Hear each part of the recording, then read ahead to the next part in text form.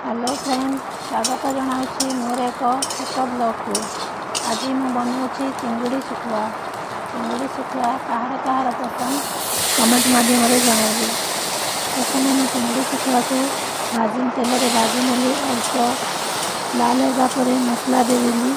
आ मसला मुझे सोरिष रसुण पियाज अल्प जीरा आ 2टा सुखिला लंका स्वाद अनुसार लुण देदेली। लुण दे मसला सांगरे भाजिली।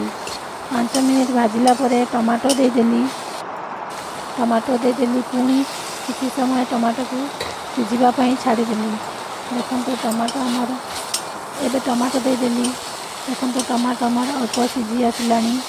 आउ 5 मिनिट भाजिला परे टमाटो काटिकी देदेली। पुणी किसी समय टमाटो को सिझापी छाड़देली।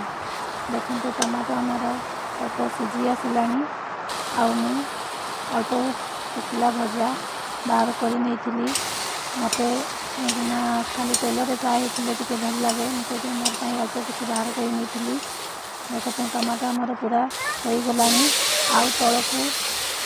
तलू टे लगी जाऊला अल्प पानी देदेली। पानी देकी आउ थे भाजिली।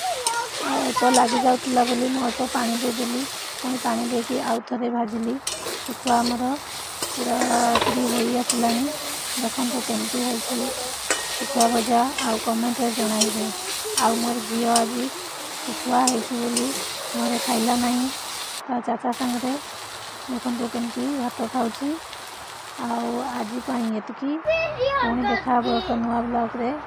Bye bye.